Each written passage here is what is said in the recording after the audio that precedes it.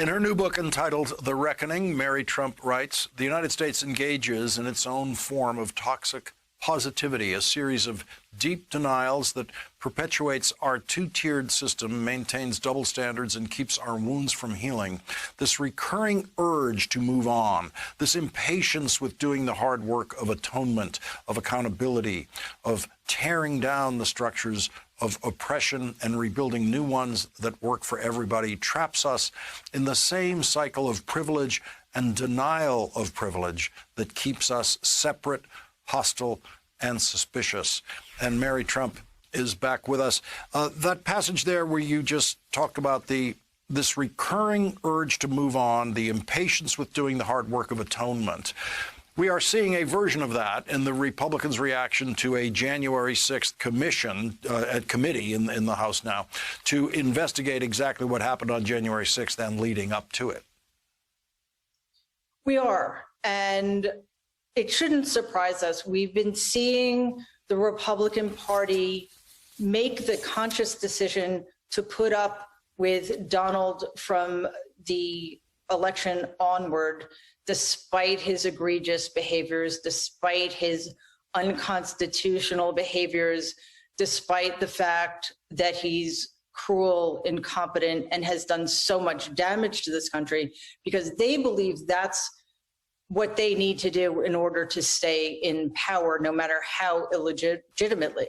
What's equally, if not more troubling, however, is the inaction by the DOJ, as far as I can tell, to delve into what was really going on in this administration in terms of trying to steal the last election and trying to determine who in the administration was involved in organizing the insurrection. We have active seditionists in our government right now.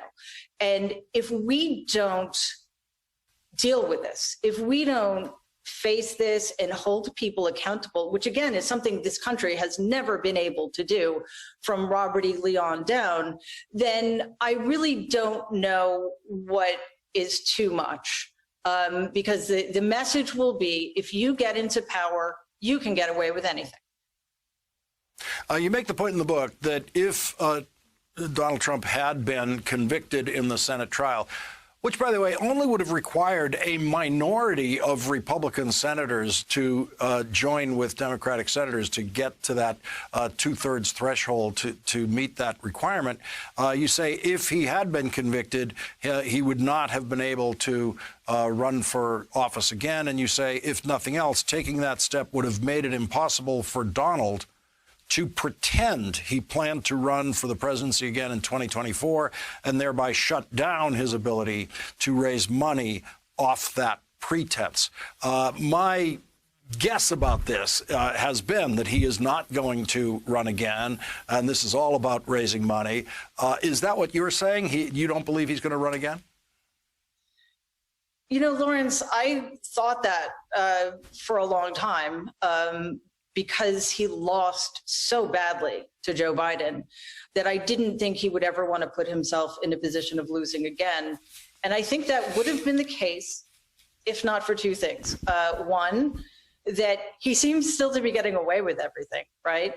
And two, the Republican Party is trying to engineer a system in which the minority can come into power because of all of these. I think we're up to hundreds now of voter suppression bills that are being passed in every single state. So if they are successful in doing this, if they are successful in rigging the system even more in their favor, then if Donald gets the message that if he runs, he can't lose because it's going to completely break his way, then I'm not so sure. And that's pretty depressing.